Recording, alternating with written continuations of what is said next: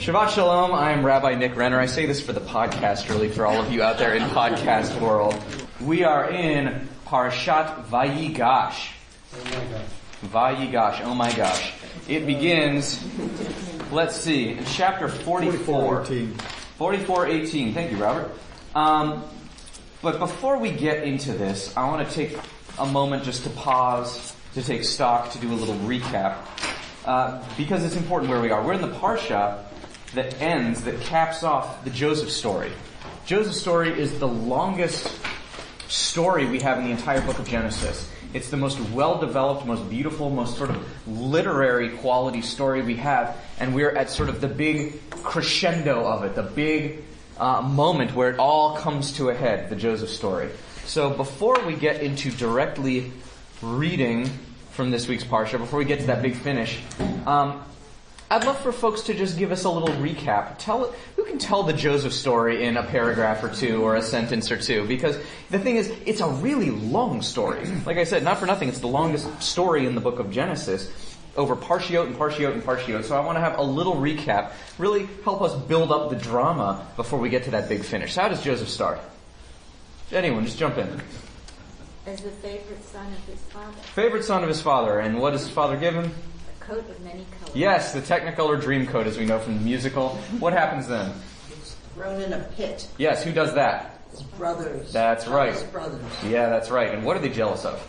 Besides the coat. His dad likes him the most. That's right. And what's Joseph's little gift that he has?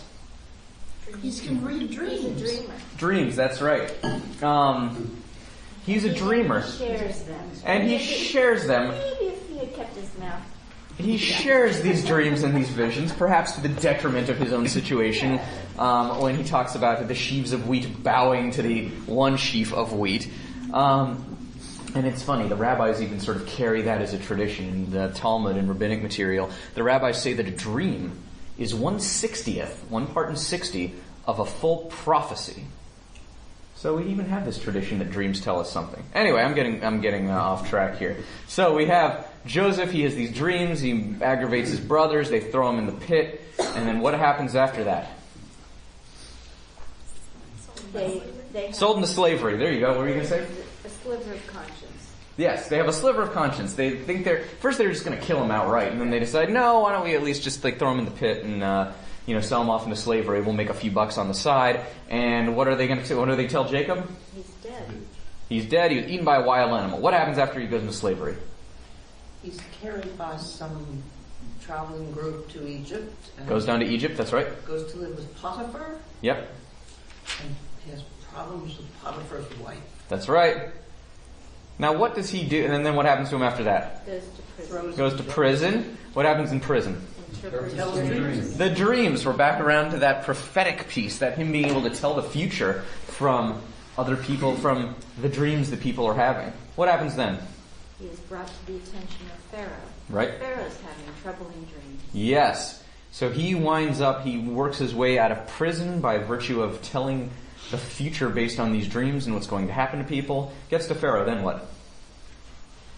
So he's raised up to be a mighty force in Pharaoh's realm. Chief of staff. That's right, yeah. Chief of staff, sure. What in particular is he able to divine that is going to happen to Egypt? The famine. The famine, that's right. And this is what's so important there, is there are going to be years of famine that are going to afflict this whole region. Not just Egypt, but even Israel. Because what happens then?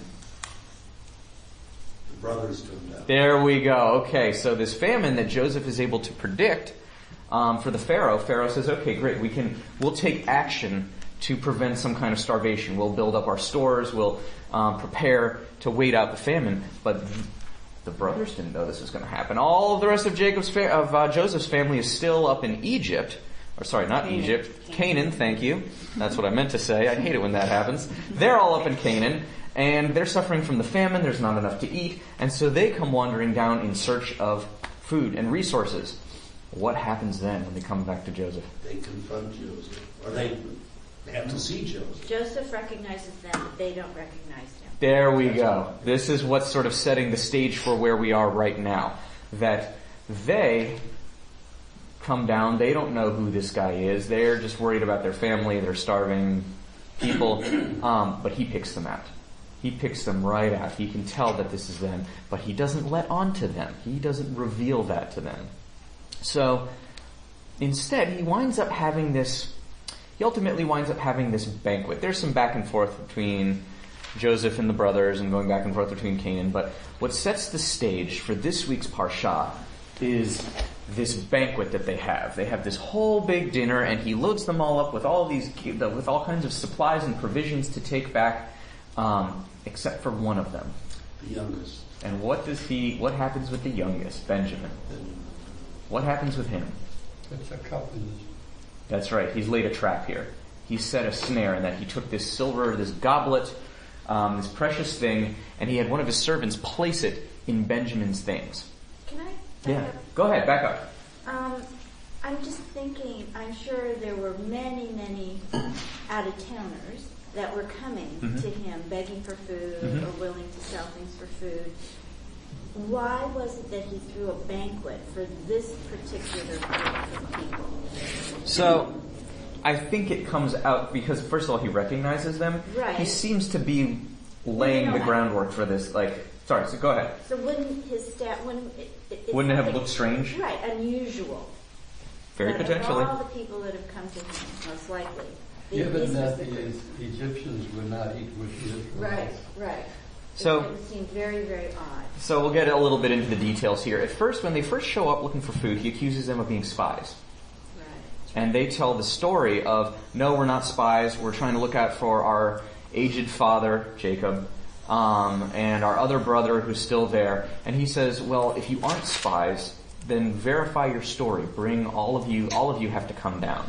So he forces them to bring Benjamin down, who's the youngest, the most beloved, all of that. So he seems to be sort of reeling them in with this whole thing. Would it have looked strange? A little bit, but given that he's accused them of being spies and wrongdoers, and they're hungry and they're starving and they are trying to figure out how to get in his good graces, it seems like they're willing to go with whatever he's demanding of them, as strange as it is. Well, his position is probably strong enough where no one questions whatever he does. Yeah, exactly. He has at this point risen to such prominence that he can make these kinds of demands, that he can push it like that.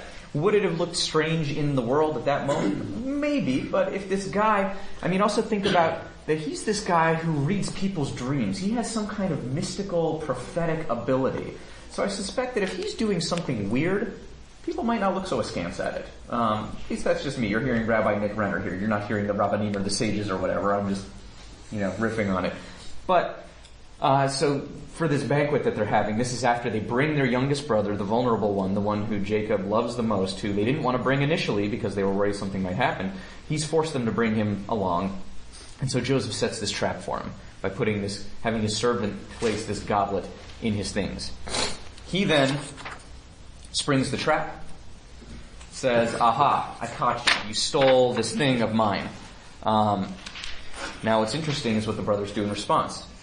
Did you all cover this last week or look at this? Well, Judah. Okay. So what happens, what Judah says, it says, how can we prove our innocence? Joseph first says, he goes in about how, you could be executed for such a thing. And so Judah says, no, let's not kill anyone, but why don't we all become your slaves in response?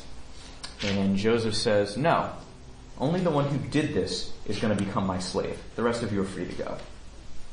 That takes us up to our Parsha this week. The big conclusion of the Joseph story. We are in chapter 44:18. We need a reader. We've got a monologue here from Judah. And this monologue happens to be the longest single speech that happens in the book of Genesis. So we need a strong reader to help bring us in to read aloud what is Judah's response to all of this. How is Judah going to try and fix it? Yeah. I'll read since then. You want to read? All right, cool. So verse 18, chapter 44, Vayigash. We are getting Judah's now, this big finish, this response where Judah is setting out to try and save Benjamin. You want me to start at 18? Yeah, start at 18. Go for it. Judah now approached him and said, by your leave, my lord, please give your servant a hearing, and do not let your anger flare up at your servant. for you are like Pharaoh. My Lord asked his servants, do you have a father or a brother?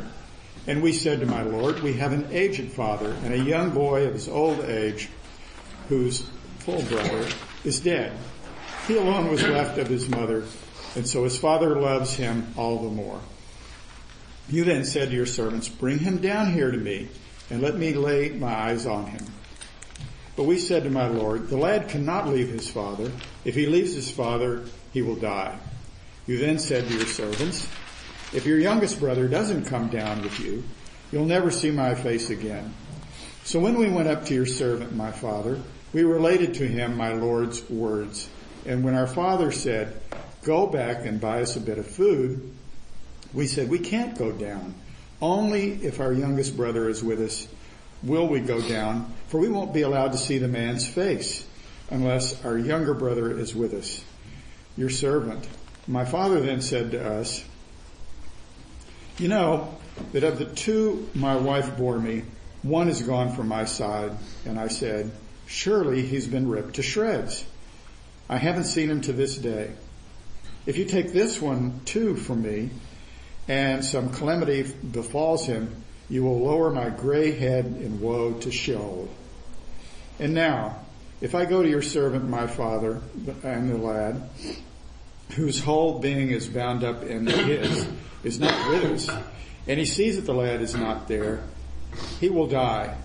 And your servants will have lowered your servant, our father's gray head in anguish to Sheol. For your servant made himself responsible for the lad to my father, saying, if I don't bring him back to you, I will stand guilty before my father for all time. So now, please let your servant remain as my Lord's slave in place of the lad, and let the lad go home with his brothers.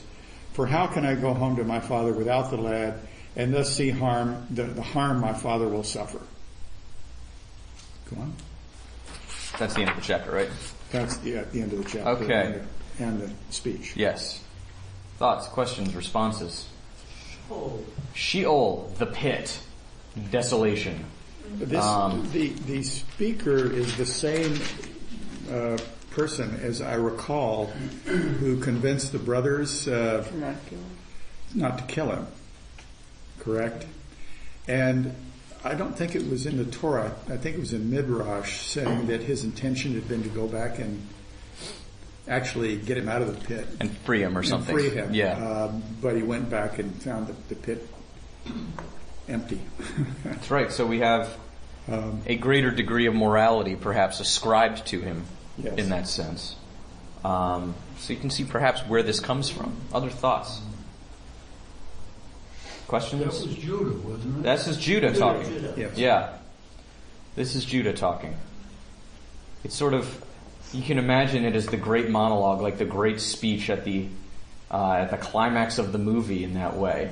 Him giving this to say, that he really is stuck between a rock and a hard place. That he says, look, I understand that this situation is what it is, that you are perhaps just in your retribution against my brother, but I can't let this happen to my father in this sense. Well, he's also throwing himself into a pit.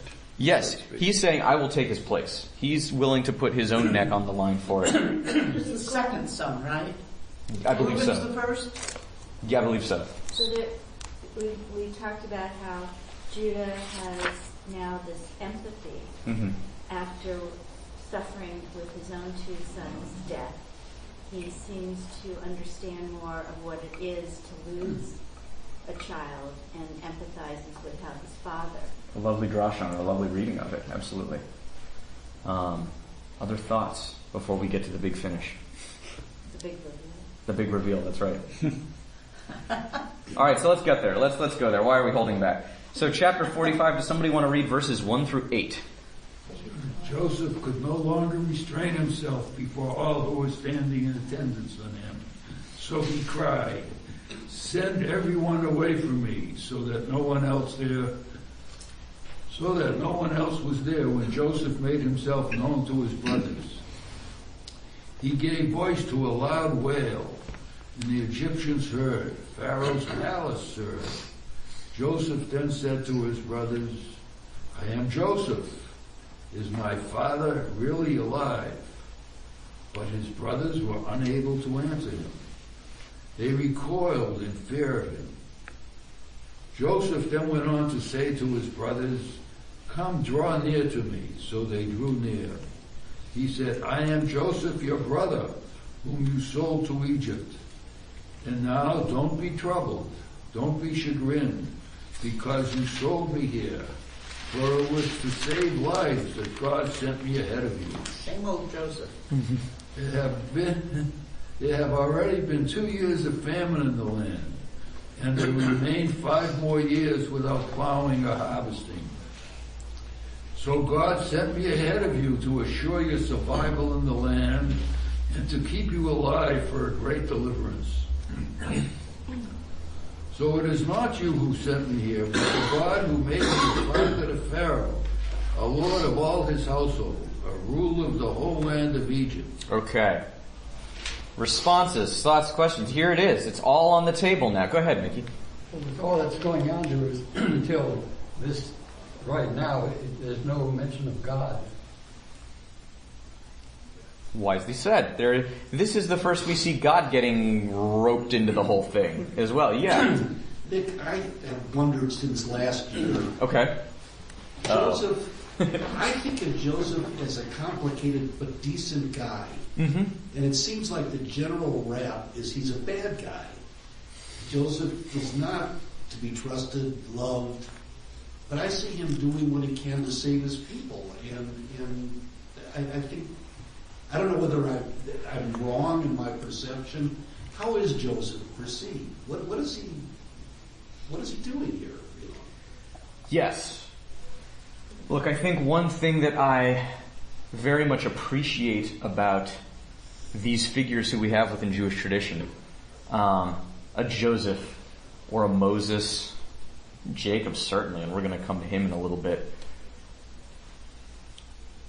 Moshe Rabbeinu, the greatest prophet who would ever live, the only one who saw God face to face, he's a really flawed guy.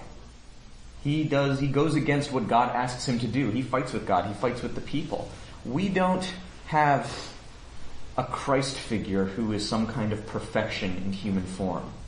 And that's something I really appreciate about our tradition. So to put it on Joseph now, to sort of train that lens on him, yeah, we see him being arrogant. We see him being deceptive.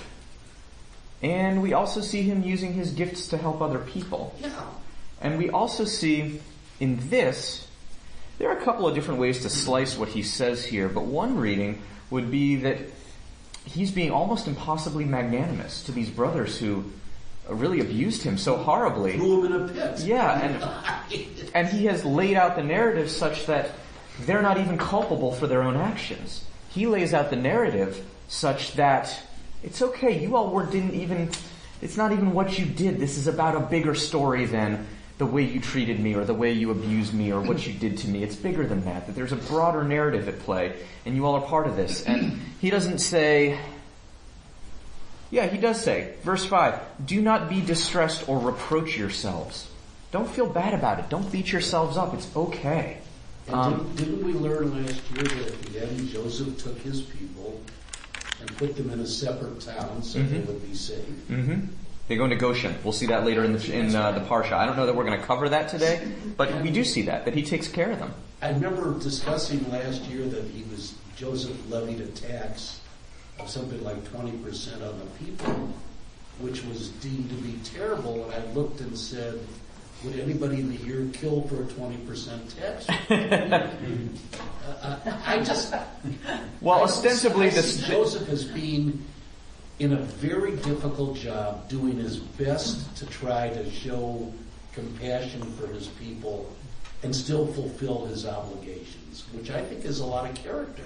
You know? I think so too. I mean, in terms of the tax rate, ostensibly what the state today provides in exchange for our taxes is probably more than what Pharaoh gave them in terms of any kind of social services or safety net or anything. So before we get ahead of ourselves with the tax plan. But yeah, Joseph, there's a lot to his character even when we see wrongdoing from him too. He's a complex figure. Yeah, go ahead. I don't see any indication of this in the text. Yeah. Couldn't he also be aware of how arrogant he'd been as a boy? This is the other way to slice this monologue. You can cut it the other way. You could read it as a certain kind of great piety about this is all about God and I serve God and this is God's plan for all of us. Or look at, verse 8. It's not you sent me, but God, He's made me a father to Pharaoh, lord of all his household, and ruler over the land of Egypt. Look at how great I am now. There are numerous ways to read it, and because this is one of the things that I learned from my Rav growing up, Steve Sager. He said, it's particularly fitting for this particular locale too, but he said, what's your movie version of what we're reading? And he asks that because we can't hear them, we can't see it as a movie, but if you put together your own movie version, so one movie version might be how magnanimous he is and how kind he is. The other one might be he's saying this with a certain kind of arrogance, but the words are the same either way. So it's worth actually giving voice to our unspoken assumptions about what the text may or may not be saying, because that's the place from which we can drash on this. So I'm hearing two different movie versions of what Joseph might be saying here too. Does anyone have a third? Mickey, go ahead. Well, he was 17 when he was sold into slavery. Okay. And through the years, he's matured. He's going through a period of growth, whether he liked it or not. And he has his faults and his virtues, but he's maturing through the years, and he probably achieved this sense of forgiveness at some point, because it's small compared to what he's done, in his life, what he's achieved. So this is an excellent point, is that these characters are not static figures who were born this way and act consistently through it. This is actually kind of a funny aside, but earlier when I was teaching on Parshat Korach, I think, earlier this year, Rabbi Bernstein and I came and taught for this group, and Rabbi Bernstein did the week later, and she and I had, diametrically opposing views of Moshe that we taught. Yeah, she and I thought that she and I were talking about it after the fact. We both thought it was really funny that we both came in and said really just opposing things about Moshe. But the reason I mentioned that is because the reading of Moshe that I had was one where he really grows into a darker kind of figure. He starts out being the most humble, and as his power amasses and as his frustration with the people amasses, he begins to wield that power with real force. Joseph seems to be almost the opposite. He starts out as this arrogant little guy, and he seems to have grown into, with his power, a certain kind of softness, if we want to assume that trajectory, a certain kind of, if we're taking that movie version of it and putting aside the idea that maybe there's an arrogance to it, that he's magnanimous in a way. Or maybe he combines the two. Maybe he remains as arrogant as he used to be, but he also finds a way to be caring and to be magnanimous and to be thoughtful in the way. Go ahead. As caring as he is, I think we talked last week a little bit about how the Israelites as slaves in Egypt was set up by Joseph's way of rationing, because it gave all the land to Pharaoh, and so could some of the in retrospect, calling him maybe not as good as Moshe and other figures in the Bible come from the way that he set up hardships. Even though he was able to take care of his immediate family, he actually didn't take care of any sort of extended family, cultural family. Absolutely. So he sets the groundwork for the oppression that's going to be through the sort of, I don't know if the right word is nationalization of the land in that way and turning it over. So what he does take care of his immediate family. That's sort of indisputable. But at what cost? I think you're right to point that out. And certainly the rabbis have made that point as well, that I think it makes sense that Bereshit sort of ends as its own continuous narrative and gives us Joseph and sort of gift wraps it neatly, because Shemot, Exodus, is going to take a wildly different turn, sort of that descent into the darkness of Pharaoh and the enslavement, all of that. That Joseph, he's sort of laid the groundwork for it, even in the midst of his forgiveness and his kindness and all of these things. So we do need to not only keep in mind what we saw from before, but keep in mind what comes after. I think that's an absolutely correct Is he perspective. an unintended consequence? What's that? He did not plan it that way. It happened, and it's an unintended consequence, as we have seen in many things. Absolutely, yeah. If you're going to write movie version 3, Please. here, how about Joseph now has unmitigated power which he alone accomplished, and he's sitting in his room at night thinking, well, I've got these brothers who threw me into a pit, and the Canaanites, and they're from Canaan, and why should I take care of these people and risk my power that I've achieved? But he does that to help his people. He takes care of his people. Risking, I mean, if the Pharaoh found out, he'd say, wait a minute, what are you saving these Jews for at the cost of my people? The one question I have about the risk, we're actually going to see Pharaoh find out in just a little bit. Because he's pretty above board with it. And this Pharaoh is a very different Pharaoh than the one that's going to come later on. Given his power, I think it's a question, like, to what, like, yes, in a time of scarcity, for those people over here to have more means less for the Egyptians. Absolutely. So it's a zero-sum situation from that standpoint. He would show favoritism, which is almost a death sentence in its own right, to people that are other, you know.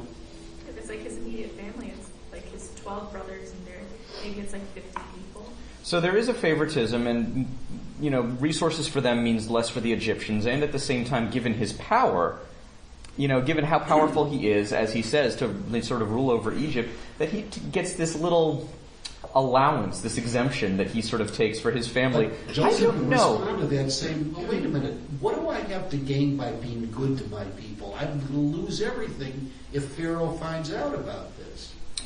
I can see Joseph wrestling with himself saying, why should I take risk for these people that tried to kill me? Sure.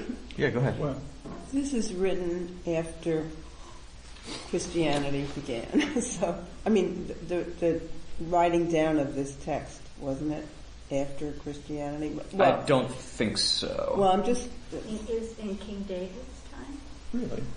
No, it was about 3 to 500 BC. Oh, BC. Okay, So, well, I mean, you can interpret this as contrasting to Christianity, nonetheless, in that it's not perfection. Our patriarchs and our heroes are human, just like the rest of us, and so this is just another example, because every one of the patriarchs and matriarchs had personality or ethical issues. So 100%. We are different from, we don't look for perfection, because no human is perfect. Right. And here's another example. It's a deeply theological move, and the rabbis, even though this text predates Christianity, the rabbinic interpretation of it certainly has that on its mind. It certainly goes that direction too. That's absolutely right.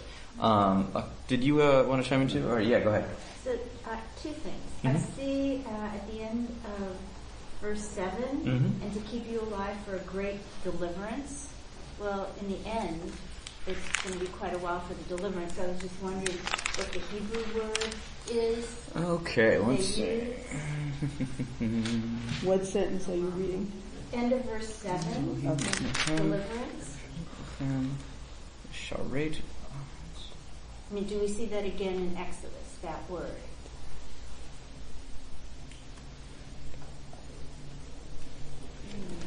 Lifleta gdola. Right. That's a good question. Off the top of my head, I'm trying to see if I have any notes on that one word.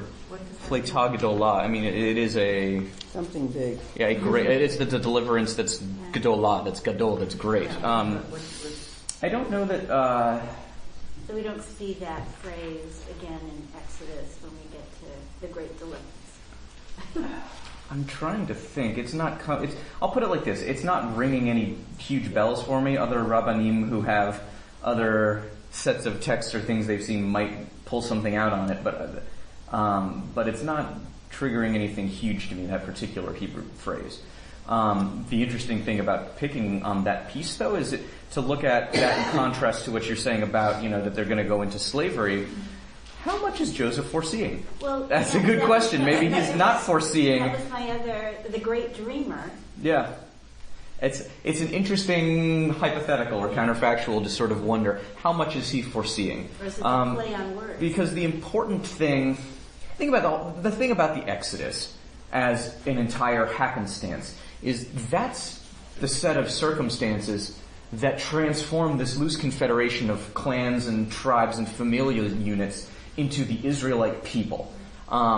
In much in the same way I use this analogy with the B'nai Mitzvah students, that the American Revolution transformed 13 colonies into the United States. It's the moment that's sort of the birth of a nation convergence in that way. So it's more than just deliverance. It really is the creation of an Israelite people in that way. And so is he alluding to that? Maybe. Could be. Yeah. Well, let's remember, though, as the story was, this is really a pretty well constructed story, to say the least. As it's constructed, the Exodus sort of was not supposed to be as long as it was, and the deliverance was not necessarily supposed to be as far away as it turned out to be with the 400 years where God is off sleeping or doing whatever. The story just sort of developed. It was richly enhanced with both of those extended periods. But as I understood it, as it sort of was constructed in the beginning, neither one was thought to be as long as they were. Sure. And the other thing that's worth bearing in mind is that these stories probably existed as individual stories being told by groups of people in different places at different times. The big example of that I always think about is scholars teaching that the Abraham story is probably the origin story of the people of the South, of the people of, because he's wandering in and around Beersheba and in the desert, and sort of, this is probably their origin story. The Jacob story is all about the people further north in and around what's today sort of the West Bank and some of these areas, that this was probably the origin story of people further north. There's some scholarship that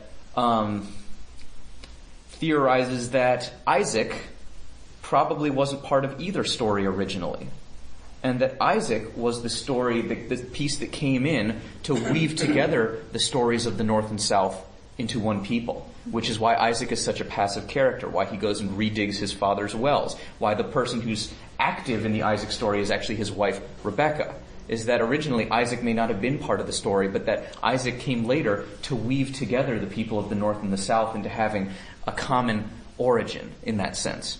So Isaac becomes a really important device. But I just mention all of that as sort of an example of the way in which we get a lot of different stories from different people.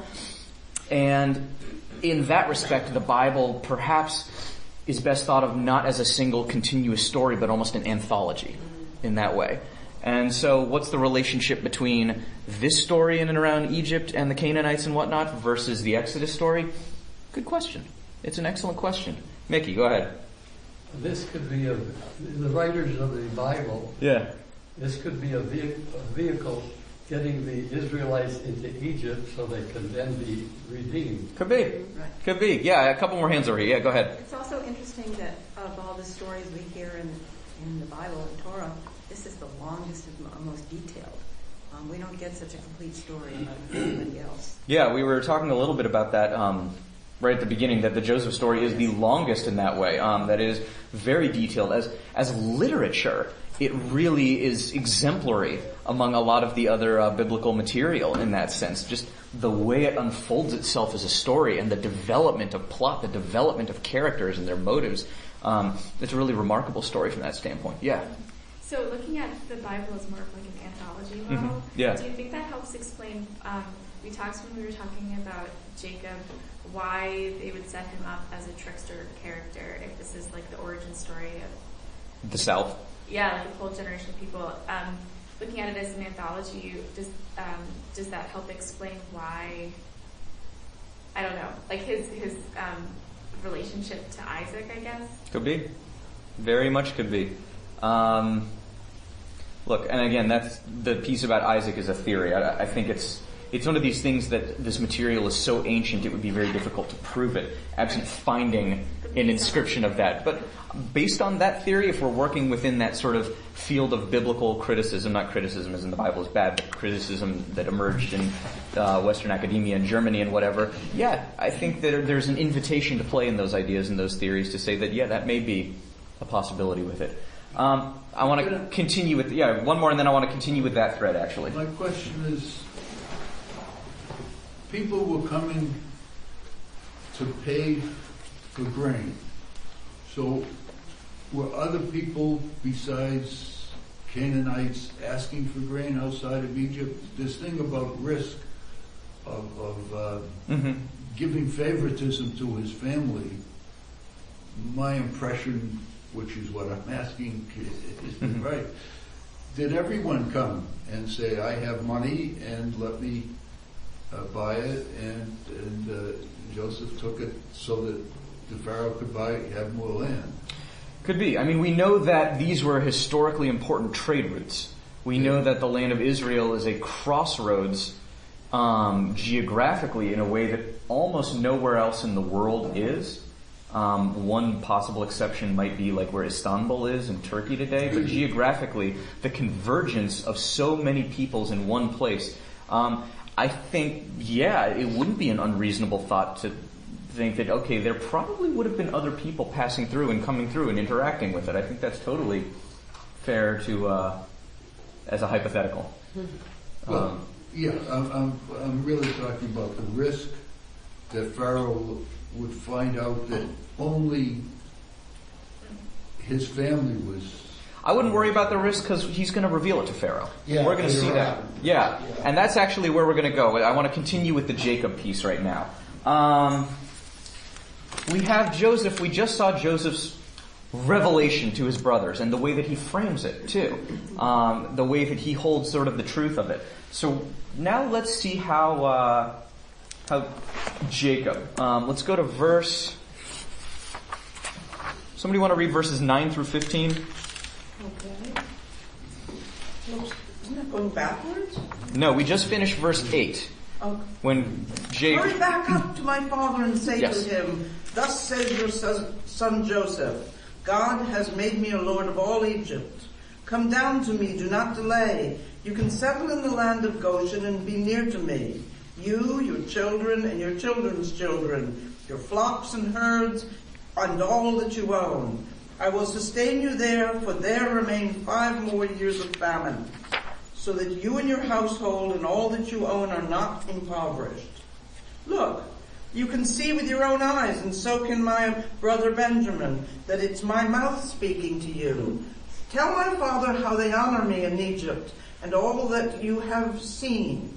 Hurry up and bring my father down to here. He then fell weeping upon his brother Benjamin's neck, and Benjamin wept on his neck. He kissed all his brothers and wept with them. Only after this could his brothers respond to him. Okay, now we're going to jump forward to verse 25. 25. Should I continue? Yeah, but look at 16. Right. That's where the Pharaoh acknowledges this. Sure. I'll put it like, if you want to, we can go over that real quickly. I'm a little more interested in how Jacob responds to it. But since we've gone there, sure, go ahead. They went up from Egypt. Hang on just a sec. Let's just do 16 very briefly. The news reached Pharaoh's place. Joseph's brothers have come. Pharaoh and his courtiers were pleased. And Pharaoh invites him, load up your beasts, go at once to Canaan. So Pharaoh seems to be on board with the project. Suffice it to say. Now let's continue with 25. Remember what Joseph did for the They went guy. up from Egypt and came to the land of Canaan to Jacob their father. When they told him Joseph is still alive and he held sway over the whole land of Egypt, his heart froze, for he could not believe them. But when they told him all that Joseph had spoken to them, and when he saw the wagons that Joseph had sent to convey him, their father Jacob's spirit came alive. Israel said, Enough! My son Joseph is alive. I must go and see him before I die. Okay, we're going to jump forward again. We're in chapter 46 now to verse 28. I'm skipping over a whole bunch of lists of names over this, who it is who's coming and settling down there all together. I'm jumping around a little bit, but here we go. 28. All right, 28 through 30. Judah he sent ahead of him to Joseph to show him the way to Goshen. So they came to the region of Goshen. Joseph harnessed his chariot and went up to meet his father Israel in Goshen. He presented himself to him and threw himself on his neck, weeping all the time. Israel said to Joseph, "Now that I've seen your face, for you're still alive, I can die at last." Okay. Thoughts, responses. Why doesn't he say, "I have a reason to live"? It is interesting that he goes that way too. Yeah. Why it is that he goes, okay, well now I can die. It's a good question. I mean, clearly. Maybe, people talk about people waiting, yes. Right? Yeah. And so, this sort of sounds like he must be on the precipice of death, or has felt like he has been.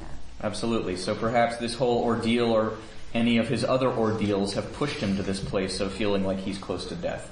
It's also like the passage of patriarch.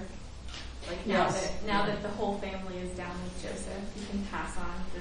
Sure. He's done what he needed to do. He's fulfilled sort of his mission. He can pass the mantle of authority on in that way.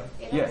Along those lines, I notice it's Israel and not Jacob. We go back and forth with that. It's true. So when you say Israel, it's what you say. It's more moving forward. The people rather than could be. Yeah. On the idea of waiting, like he's been waiting, it implies that he's been hoping that he's still alive. Mm-hmm. He had something to wait for. Okay. If he really truly believed that Joseph was dead, then why hold out hope and wait? Sure. A moment to have reconciliation. Maybe he was waiting this whole time. Absolutely, holding on to that. We're going to see one more piece from Jacob, and then I want to talk about some of what we've seen. So let's jump forward again.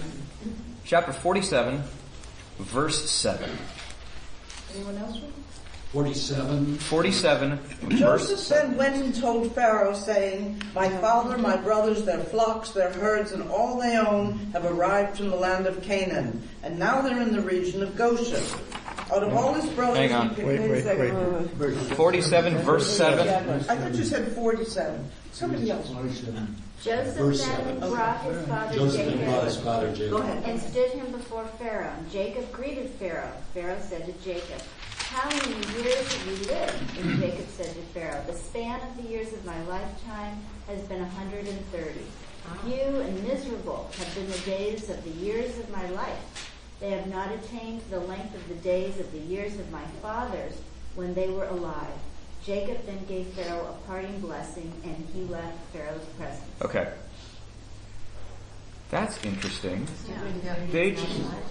Well, yes. First of all, that 130 is not a lot. I want to encourage us to read the actual numbers as being metaphor. Okay. But yeah, clearly he's had a long life. But his response to it, and this is right after the great reunification, the welcoming, the homecoming of Joseph and Jacob, "Few and hard have been the years of my life, nor do they come up to the lives of my fathers." Bitterness. Thoughts, questions, responses.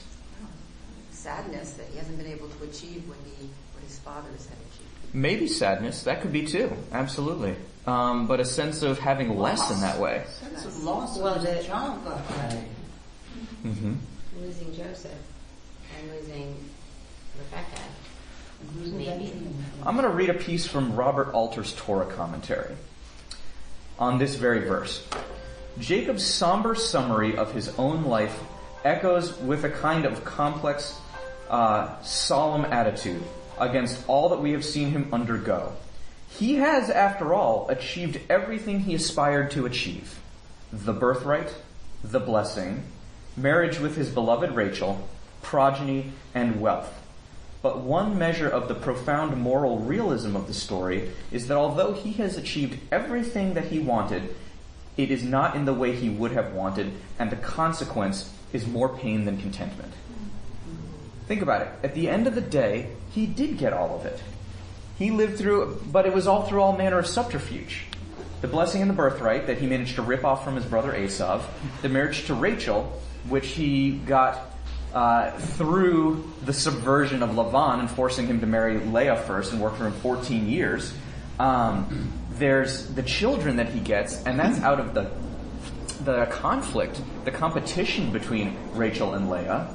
Then there's this name that he gets, Israel, the blessing, and he does that through being disfigured in this fight with this angel overnight, this grievous injury, and he eventually gets back his beloved Joseph, but after, his children went and did this terrible thing to his most beloved son.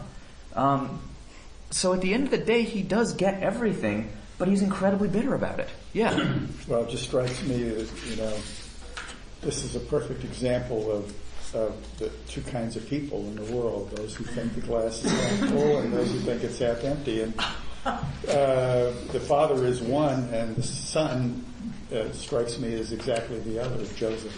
So you're taking us to exactly where I was going with this.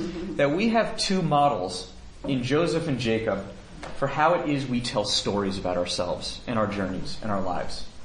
The story that Joseph tells about his journey and his trials and tribulation, everything bad that happens to him, the way he goes with it is he says that it's okay, don't be distressed, don't beat yourself up for it, because God brought me here.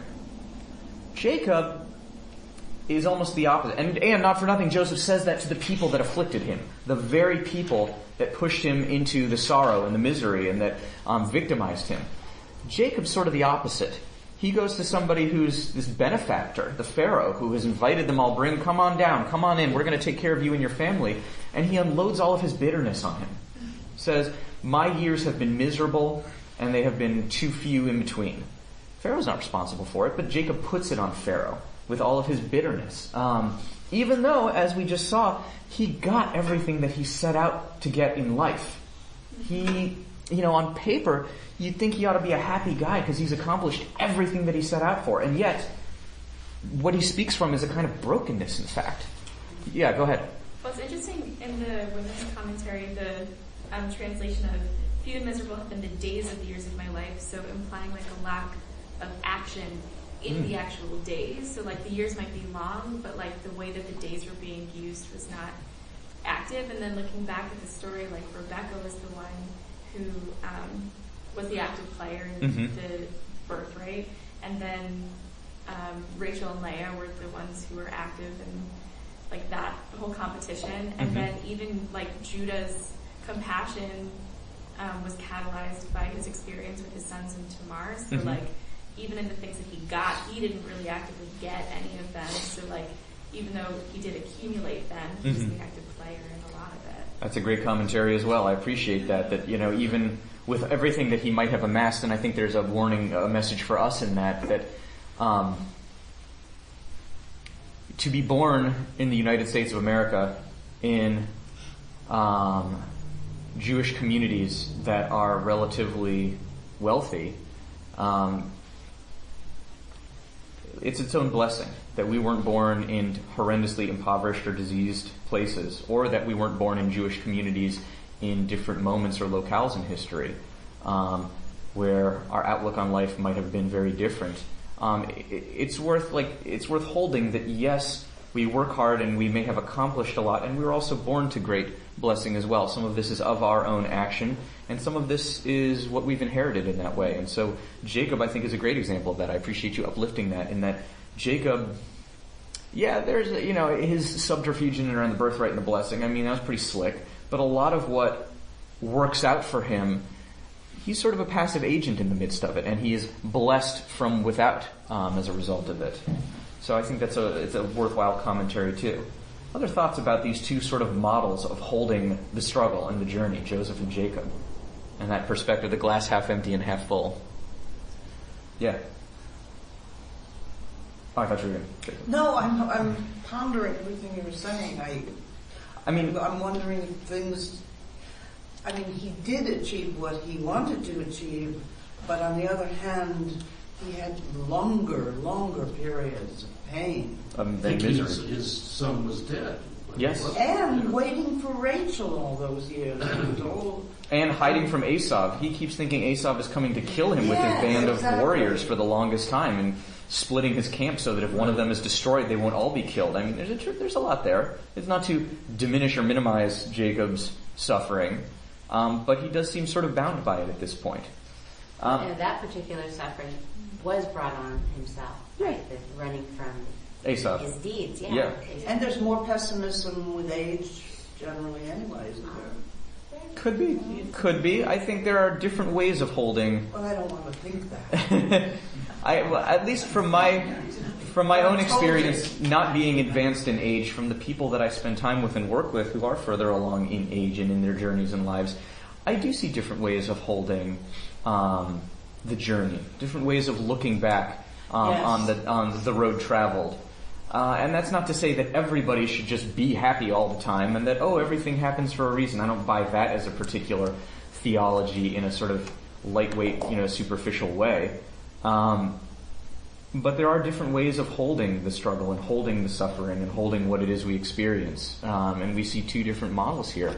You can choose everybody has hardships in your life. Mm-hmm. Some people, I don't know if it's a choice or if it's just nature, but some people focus on them constantly. Yeah. We all know people like that, and some people choose to focus on the bright spots. Yes. So Jonathan, it's a great coping. Rabbi Jonathan Sachs talked a little bit about it in terms of, he draws a couple of different lines with this. He looks at the whole idea behind behavioral psychological counseling, behind psychotherapy in this way, is this idea that by thinking differently about your circumstances, you can actually refocus the way you feel about them. Yes. This is sort of an innovation that came out of post-war psychological, psychotherapeutic innovation. And that was an innovation that happened after World War II that wasn't really clear necessarily, it wasn't obvious, but now we sort of take it for granted that thinking about your circumstances differently can make you feel differently.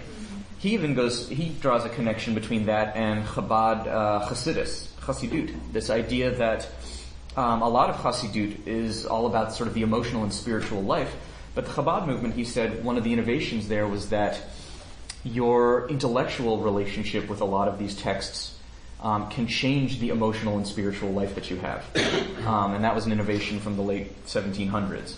Again, this is Jonathan Sachs' sort of riffing on it.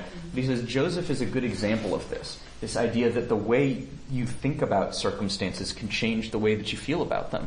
That you can actually take greater agency in terms of your own life and your own perspective and how you feel about this. It's a very empowering kind of message from Joseph that we hear from him.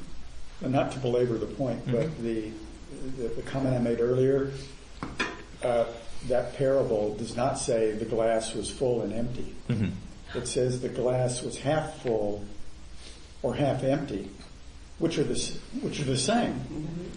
It's just how do you look at it? Yeah. I mean, the idea is that suffering in life is inevitable. Correct. Maybe even to the point of 50-50. But how are you going to interpret that one is either half full or half empty? And there are extremes, not for nothing, like the kinds of, I know people who are victims of different kinds of crime and predation in our society. That's definitely tipping the glass to being 60-40 or 80-20, depending on the circumstances in which one finds oneself. But I think, suffering in that sense is still inevitable. And so then the question is sort of what you can do with that. Mickey? We don't always plan what's going to happen in our lives. Because what we've accomplished isn't what we planned for. We look for direction, and one thing leads to another in different directions. So we achieve this or we achieve that. But it isn't that this is like say a person wants to go into law, and when he goes all these 8 years of education, it's not what he thought it was all about. Mm-hmm. So, but then they go. You have choices what direction using that education. You can be a corporate lawyer, a divorce attorney, or this goes for any of the professions or anything you do in life. Sure. There are so many different ways of framing the journey and different choices that we can make. And we do those, I think, in large part based on that outlook, which returns to that point of how it is we see ourselves and we see the journey and the stories we tell about ourselves. Go ahead. Yeah, and Joseph not only empowers himself based on the actions he takes in life, but he empowers himself by being able to read meaning into dreams. So even when he's asleep, the things that he's seeing and feeling are meaningless, but Nice. create some sort of pattern, not just for himself, but for like the future of the people. So, absolutely, 100%. Yeah, I agree. Nothing, at least in my case, nothing is the best, better than having your daughter-in-law tell you you were so negative. And of course I was insulted. And of course I felt she was negative to say that I'm negative. And then I figured if I want to be welcome in their home, I better start taking a good look at myself. And whereas when I was young, things weren't so bad. In fact, things were great.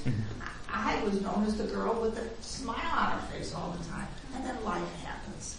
And then when your daughter-in-law tells you that, I have a good motivation to re-examine and perhaps change. So I'm working on that. So that sounds like you making the decision to tell a different story about yourself and your journey in that way. Look, The redefinition of facts are terrific in there. Yeah. But there's a quote that attributed to Abraham Lincoln, you're as happy as you want to be. I'm going to end with a quote from Mike Tyson, actually, the boxer. Everybody has a plan until they get punched in the face. Yeah, he said that once, which I think is great. So the question is, what do you do with that? What is the story you're going to tell about that? Jacob tells one story. We see that pretty clearly. But Joseph tells a very different story.